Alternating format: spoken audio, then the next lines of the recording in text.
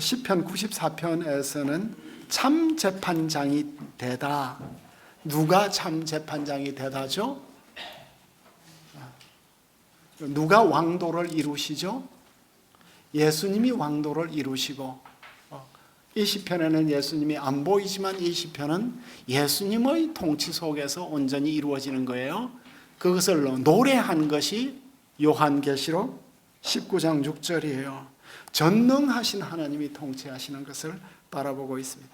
어린 양이 통치하는 것을 바라보고, 유다의 사자가 통치하는 것을 바라보고, 누가 참 재판장이 됩니까? 예수님이 참 재판장이 되셔요. 그래서 94편의 우리의 현실적 질문은 뭘까요? 94편을 읽으면서 우리의 현실적 질문, 하나님이 복수하는 하나님이래요.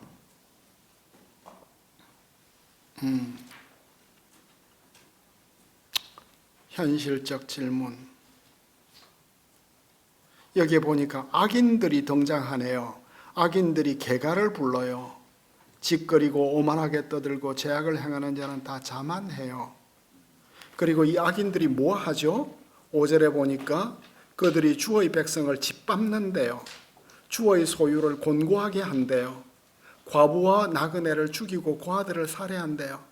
우리가 시편 9편 10편에서 모든 연약한 아이들이 다 나왔는데, 하나님이 1차적으로 관심을 가지는 사람들이 나왔는데, 사회가 이 사람들을 우선적으로 돌봐주지 않으면 나중에 어떤 문제가 발생해요?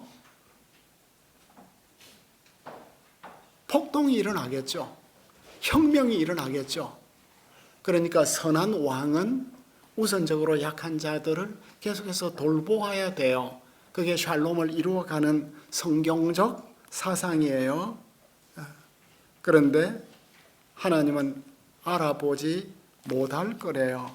그러니까 악한 재판장들이에요. 그러니까 이 세상에서 고통이 어디에서 오는가? 그 고통은 바로 이 세상에서 정의와 공의를 시행하는 곳으로 여겨진 재판정에서 나오네요. 20절과 21절이라고 했는데 20절에 보니까 율례를 빙자하고, 그러니까 법을 빙자하는 자들이죠. 재난을 꾸미는 악한 재판장들이 어찌 주와 어울리리까? 우리 교회 검사장 나오고 뭐 판사장 나오면 기쁘겠죠. 근데 그 사람이 정말 진정한 공직자인가? 그걸 목사님들은 관심을 가져야겠죠. 왜요? 올바른 공직자가 안 되면 결국 그들의 영혼이 상할 테니까, 세속적 성공이 오히려 그들에게는 해로울 테니까. 그래서 저희 현실적 질문은 94편에 대해서 우리는 어떤 공직자가 되어야 하는가? 우리나라 공직자는 영혼이 없잖아요. 그래서 정권 바뀌면 다 그 코드 따라서 살아야 되니까 공직자 되는 거 참 어려울 것 같아요. 그러니까 공직자로서도 그 참 정권이 바뀌고 세상이 바뀌어도 내 인테그리티를, 나의 온전함을 가지고 살아야 될 거 아니에요.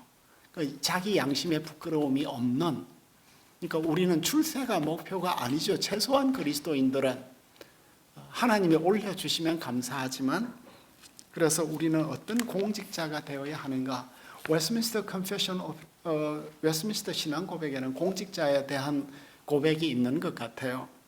그러니까 우리는 어떤 목회자가 되어야 하고, 어떤 공직자가 되어야 되고, 어떤 사회인이 되어야 하고, 어떤 직장인이 되어야 하는가?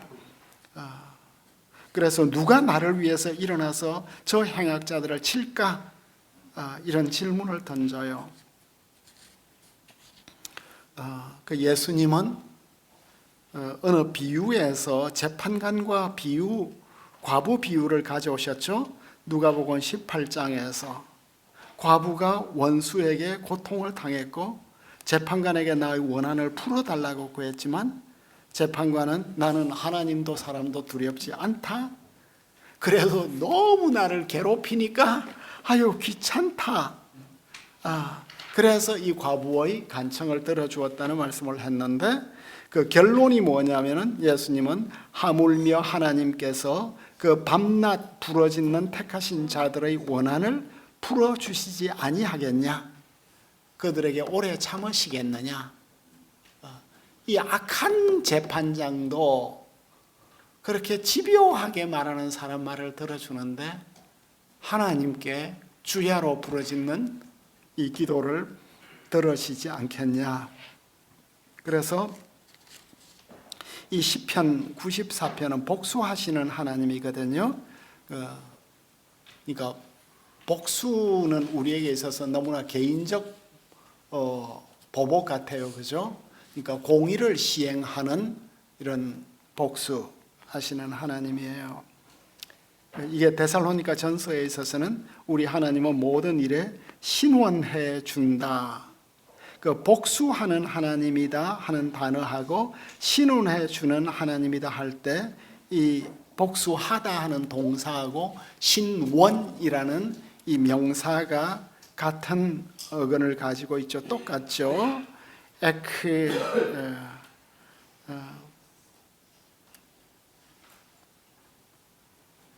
에크디케시스가 되게 디케잖아요. 디케가 누구죠? 디케는 헬라의 신이에요. 그죠? 여신이에요. 정의의 여신이에요. 그래서 여러분들이 베샨에 가면 옛날 그 헬라 시대의 그리스 시대의 그 모자이크들이 그 바닥에 있는데 그 한 방에는 디케 여신을 이렇게 모자이크 해둔 디케 여신을 숭배한 그래서 이제 그 정의의 여신 이 디케예요.